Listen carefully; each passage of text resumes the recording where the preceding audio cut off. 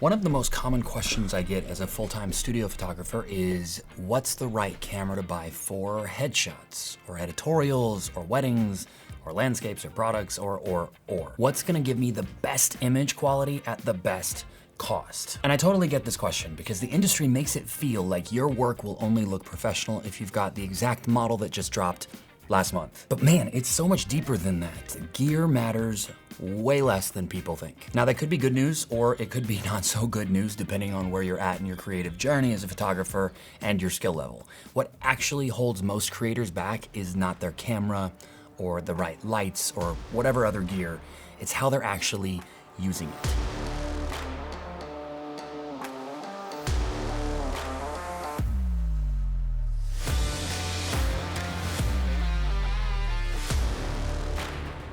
So I want to break this down in a really simple way to understand. If you've ever found yourself sort of spiraling on YouTube reviews or scrolling certain photography forums in the middle of the night, wondering if you should switch brands or upgrade your equipment based on new specs or hype or just that FOMO, fear of missing out, this video is for you. Before we dive in, this video is brought to you by the DaVinci System V2, now upgraded to V2.5. It's the 5-star editing system that hundreds of creators use every week to save hours editing their content. You get preset timelines for every platform, organized project bins, and built-in mini effects that make your content finally feel consistent and easy to crank out. If you edit in DaVinci Resolve, the link's down below. Start editing smarter, not harder. I'm going to give you one assessment step.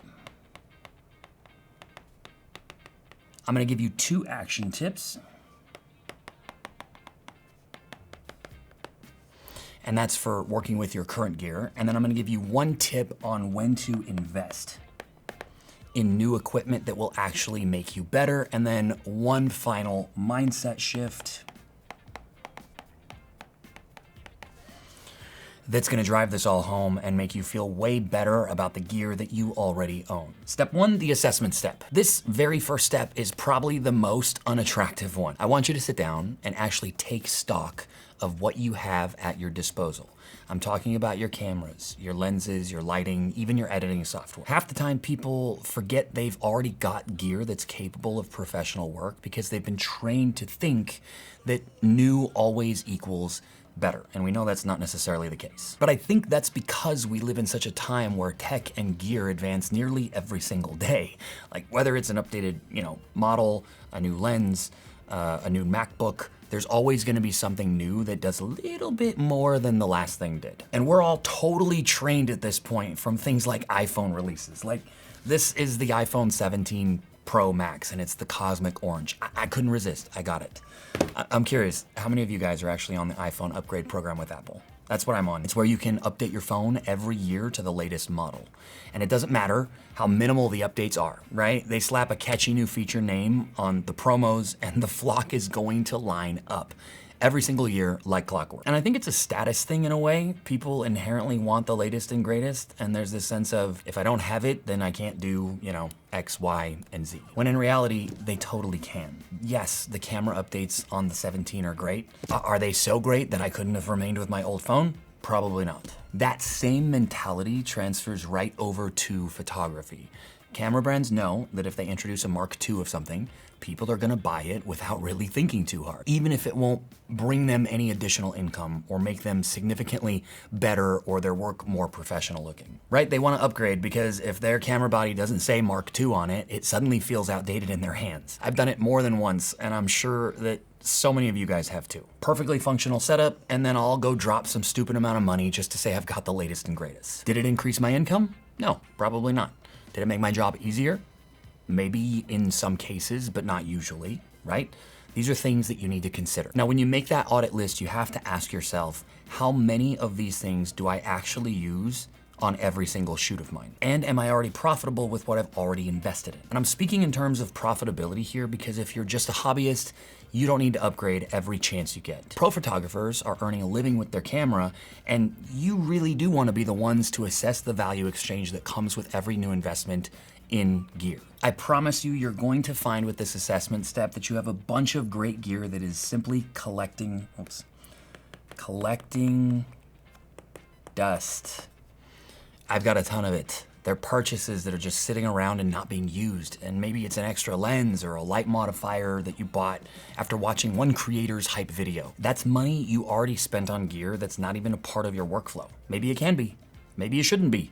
That's up to you to decide, not just go blindly upgrade again. I have a slew of bad purchases where I've felt like I had to have something and I simply didn't. It didn't make me a better creator. It didn't bring me more income in my business. It didn't even attract more clients. It was maybe cool for a short period of time and then I never touched it again, and now it's just losing value sitting on a shelf. Before chasing that next body or lens upgrade, the most important thing you should consider is mastering the tools you've already paid for. And that's where these next 2 action steps come into play. Action step number 1, learn one feature at a time. Super important. Here's the thing, cameras and other gear today, whether it's for photography or video, they are packed with features, and brands are always trying to outdo each other with the latest release. But the funny thing, to me, is most people, especially beginners, maybe know 30% of what their camera or other gear can do. So instead of asking, do I need a better camera, you should be asking, do I even know what this one can really do? At the end of the day, if you peel back all the flashy features in a new release, what are you really looking for? You're looking to capture great images. And what's the bare minimum you actually need for that? Number 1, you need manual exposure control. And number 2, you need a solid lens to put on the front of that camera that funnels the light into the sensor. That's it. That's literally the bare minimum that you need. So if you already own a DSLR or a mirrorless camera, you already have what you need to take great images. This is both good news and bad news, like I said at the top. The good news, you don't have to buy the latest and greatest gear to improve. The bad news is that responsibility shifts from what can my gear do to what can I do. If you're just starting, pick one element or feature at a time. Learn shutter speed, learn aperture, learn ISO, how they all play off each other. You wanna see how one setting affects another. Learning this way is totally not glamorous, but it does compound very fast. So suddenly you're gonna realize that your old camera is giving you results that you thought only came from a new camera. When in reality, if you bought that new camera body with the same knowledge, your results would look exactly the same. Okay, action step number 2. We are going to create with limitations. What do I mean by that? One of the best things you can do is force yourself to create within the limitations of your current gear. Say you only have one lens. Perfect. Go shoot a project entirely on one focal length.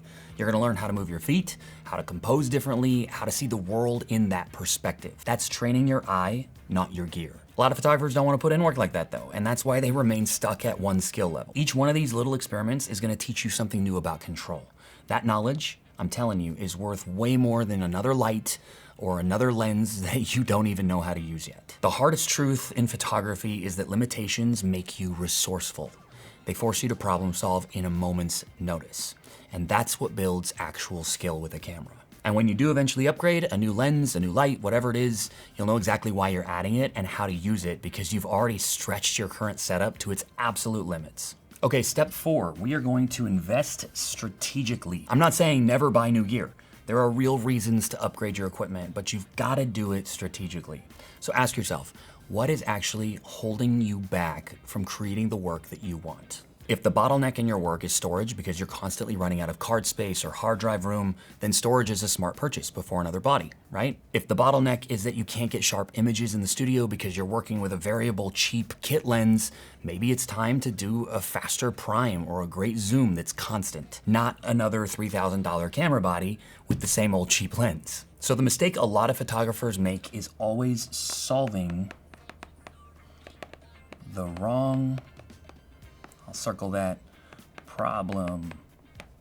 They're always solving the wrong problem. They drop thousands on a new camera body when the thing actually holding them back was understanding how to light their subject. So before you swipe your credit card and your hard-earned cash on something new, ask, is this solving a limitation or am I just scratching that new toy itch? Every dollar you don't waste on redundant upgrades is money you can put towards things that actually grow your photography career. Things like advertising, education, or even just having more freedom to take on personal projects. Another major rule of this strategic investment strategy is, will this piece of gear pay for itself with upcoming jobs, or is it gonna set me back a few hundred or a few $1,000s, and there's no real game plan for actually generating income? So a real game plan for income. $signs. If you're making a living shooting and you know that you can make that income back, or better yet, double or triple your income by investing in a new piece of gear, that makes logical sense. If not, maybe don't do it, or at least not yet. Okay, here's the final mindset shift. At the end of the day, your clients do not care about your camera or what other gear that you use. They don't care if it was Canon. They don't care if it was Nikon, Sony, Fuji. They don't care if it was full frame or crop frame sensor. They care about the final image. They care about how they look. They care about whether you told the story they wanted to be told. Literally nobody ever said, wow, I love this headshot because it was taken on an R5 Mark II instead of a Mark IV. That conversation literally doesn't exist outside of YouTube comment sections. I literally can promise you that. Sure, specs are super fun to read, but specs do not book you jobs. Specs don't get referrals. Specs don't build your portfolio. Your actual skill level does. Your ability to light, to pose, to compose, to direct, all those things that separate photographers who thrive in their business from those who just keep chasing the next piece of gear hoping for a shortcut. I shoot headshots and editorials in my LA studio here, and I do it all day, every day, with a wait list of clients who actually travel the country to shoot with me.